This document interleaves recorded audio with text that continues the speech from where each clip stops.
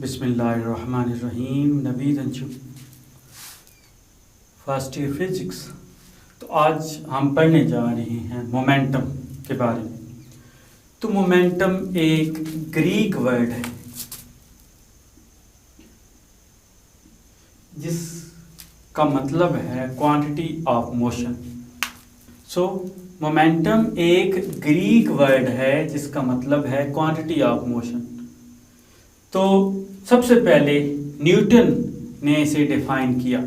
अब न्यूटन ने इसको अपनी बुक प्रिंसिपिया के अंदर ये सारा डिफाइन किया, इस टर्म को, मोमेंटम को। तो सबसे पहले जो उसने नाम दिया इस क्वांटिटी को, वो क्वांटिटी ऑफ मोशन का नाम दिया। अब उसने ये कहा कि अगर एक बॉडी जो मूविंग बॉडी है, तो अगर एक बॉडी जो मूव कर रही है, अगर कोई भी उसे रोकने की कोशिश करता है, तो क्या करता है कि मूविंग जो बॉडी है वो उसके ऊपर फोर्स एक्सर्ट करती है। अब ये जो क्वांटिटी है, फोर्स एक्सर्ट करने वाली प्रॉपर्टी, उसको उसने नाम दिया क्वांटिटी ऑफ मोशन। कि बॉडी ये जो फोर्स उसने लगाई है सिर्फ मोशन की वजह से लगाई है। अगर एक बॉडी खड़ी हुई है तो कोई फोर्स एक्ट नहीं करती, जब वो मोशन में है तब उसने फोर्स एक्ट की, जब उसे रोकने की कोशिश की गई, तो उसको उसने नाम क्वांटिटी ऑफ मोशन का नाम दिया। अब आजकल हम उसको मोमेंटम के नाम से जानते हैं, जो कि एक ग्रीक वर्ड है। अब जब भी अब हम मोमेंटम की बात करते हैं तो इसका मतलब होता है कि वो लीनियर मोमेंटम है, वन डायरेक्शन के अंदर मोमेंटम की बात की जा रही है। तो अब अगर इसकी डिपेंडेंस की बात की जाए तो मोमेंटम जो है वो डिपेंड कर रहा है मैस के ऊपर। कैसे सर? तो अगर एक बॉडी 40 की स्पीड से मूव कर रही है, फॉर एग्जाम्पल एक मोटरसाइकिल है जो 40 किलोमीटर पर आवर के हिसाब से मूव कर रहा है, तो अब अगर उसी की जगह पे एक ट्रक है, वो अगर 40 की स्पीड के साथ मूव कर रहा है, तो मोटरसाइकिल को रोकना आसान होगा उसकी निस्बत ट्रक की निस्बत से। तो इसका मतलब ये होगा कि मोटरसाइकिल को रोकना आसान है जबकि ट्रक को रोकना मुश्किल। क्यों? क्योंकि उसके पास क्वांटिटी ऑफ मोशन ज्यादा है। तो इसका मतलब उससे ये जाहिर हुआ कि मैं जो मोटरसाइकिल है उसको रोकना आसान है। क्यों? क्योंकि उसके पास क्वांटिटी ऑफ मोशन कम है। इसी तरीके से ट्रक को रोकना मुश्किल है क्योंकि उसके पास क्वांटिटी ऑफ मोशन ज्यादा है और क्योंकि उसका मैस ज्यादा है। तो दूसरी इसकी डिपेंडेंस है इसकी वेलोसिटी। अब अगर एक ही मोटरसाइकिल है, अगर 40 की स्पीड से मूव कर रहा है तो उसको रोकना आसान, जबकि वही मोटरसाइकिल 80 की स्पीड के साथ मूव कर रहा है तो उसको रोकना मुश्किल। तो इसका मतलब ये हो गया कि दूसरी चीज हो गई वो वेलोसिटी के ऊपर डिपेंड। मैस ज्यादा, मोमेंटम ज्यादा, मैस ज्यादा, वेलोसिटी ज्यादा। तो इसका मतलब ये दोनों डायरेक्टली प्रोपोर्शनल हैं। तो मैथमेटिकली अगर देखा जाए तो मोमेंटम इक्वल होगा mv के। तो ये उसका मैथमेटिकल रिलेशन हो गया। तो अब अगर इसी मैथमेटिकल रिलेशन को डिफाइन करें, इसकी मदद से उसे डिफाइन करें, तो हम क्या कहते हैं कि momentum is the product of mass and velocity. अब अगर इसकी क्वांटिटी के ऊपर, फिजिकल नेचर के ऊपर बात करें तो ये एक वेक्टर क्वांटिटी है। अब एक वेक्टर क्वांटिटी है तो उसकी डायरेक्शन होगी, तो मोमेंटम की जो डायरेक्शन होती है वो along the direction of velocity होती है। सो अगर हम इसकी ऐसे यूनिट की बात करें तो मोमेंटम की यूनिट है मैस की किलोग्राम और वेलोसिटी की metre per second. So the SI unit of momentum is kilogram metre per second. अब इसी को हम न्यूटन सेकंड भी कहते हैं। तो देखते हैं कि उसको कैसे हम डिफाइन कर सकते हैं। तो हमें पता है किलोग्राम मीटर पर सेकंड। अब इसको मैं कैसे लिख सकता हूं? Kilogram metre over second. अब इसी को अगर मैं एक ही क्वांटिटी से डिवाइड करूं और उसी क्वांटिटी से मल्टीप्लाई करूं तो इसके ऊपर कोई फर्क नहीं पड़ता। तो मैंने क्या किया, ऐसे ही मल्टीप्लाई किया और ऐसे ही डिवाइड कर दिया। अब एस से मल्टीप्लाई होके ये एस स्क्वायर बन गया।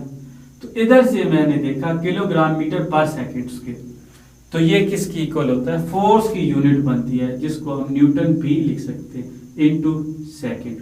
सो the kilogram metre per second को हम न्यूटन सेकंड भी लिख सकते हैं। तो चलते हैं अब इसी मोमेंटम को रिलेट करते हैं Newton second law of motion. तो हमने क्या किया कि कंसिडर की एक बॉडी जिसका मास है m और वो vi वेलोसिटी के साथ मूव कर रही। क्या होता है कि कांस्टेंट वेलोसिटी के साथ मूव करते करते हम क्या करते हैं कि एक फोर्स उसके ऊपर अप्लाई करते हैं। तो हमने फोर्स अप्लाई की फॉर टाइम इंटरवल t। तो अब अगर फोर्स अप्लाई की तो उसकी वेलोसिटी चेंज हो गई, vi से क्या हो गई, vf हो गई। तो अब अगर हमने फोर्स एक्सर्ट की, उसकी वेलोसिटी चेंज हुई, तो वेलोसिटी अगर चेंज हुई तो एक्सेलरेशन पैदा हो जाएगा और वो एक्सेलरेशन किसकी इक्वल होगा, vf minus vi over t की इक्वल होगा। अब हमें ये भी पता है कि न्यूटन सेकंड लॉ के मुताबिक acceleration is equal to f over m। तो अब इन दोनों इक्वेशन को जब हम कंपेयर करेंगे, अब क्योंकि इसकी लेफ्ट साइड इक्वल है तो राइट साइड भी उसकी इक्वल होगी। तो अगर लेफ्ट साइड इक्वल है तो राइट साइड भी इक्वल, तो राइट साइड को मैंने इक्वल किया, f ओवर m इक्वल है किसके, vf minus vi over t। तो अब अगर मैं देखूं ये मास है, ये उधर जाके मल्टीप्लाई हो जाएगा, तो m into vf minus vi over t। तो अब ये किसकी इक्वल है, ये फोर्स की इक्वल है। अब ये देखें कि m vf माइनस vi, ठीक है, तो m vf minus m vi over t। अब हमें पता है कि mv हमने देखा कि वो तो मोमेंटम है। अगर vf फाइनल वेलोसिटी है तो वो क्या हो गया, final momentum. vi initial velocity है तो वो क्या हो गया, इनिशियल मोमेंटम ओवर t, जो कि इक्वल है अप्लाइड फोर्स। तो pf minus pi change in momentum होगा, तो ये चीज आ गई। अब इसको आप कहते हैं Newton second law of motion. ये भी f ही है लेकिन in terms of linear momentum. तो इसको हम कहते हैं न्यूटन सेकंड लॉ। उसको कैसे डिफाइन करते हैं, it is the rate of change of linear momentum. जब भी डिनोमिनेटर के अंदर टाइम आ जाए तो वो क्वांटिटी रेट बन जाती है, उसको हम रेट कहते हैं। तो रेट ऑफ किसका rate of change of momentum जो है वो इक्वल है फोर्स अप्लाइड। इसी को हम न्यूटन सेकंड लॉ की जनरल फॉर्म भी कहते हैं। मोस्टली एमसीक्यूज के अंदर क्वेश्चन पूछा जाता है कि what is the most general form of Newton second law. अब हमें पता है कि दो हमने रिलेशन अब हम पढ़े, एक है F is equal to ma और एक है F is equal to change in momentum mvf minus mvi over t। तो इसको मोस्ट जनरल का, इसको नहीं कहा। तो कहते हैं कि मोस्ट जनरल इसलिए क्योंकि ये हर फिनोमेना के ऊपर एक्ट हो जाए, हम अप्लाई कर सकते हैं फोर्स निकालने के लिए। लेकिन ये वाली इक्वेशन तब ही हम यूज करते हैं जब आपका मास कांस्टेंट हो। सो ये जो रिलेशन है ये तब ही यूज होगा जब मास कांस्टेंट है। लेकिन काफी सारे ऐसे फिनोमेना हैं जिसके अंदर मास कांस्टेंट नहीं रहता, जैसे रॉकेट मूव करता है।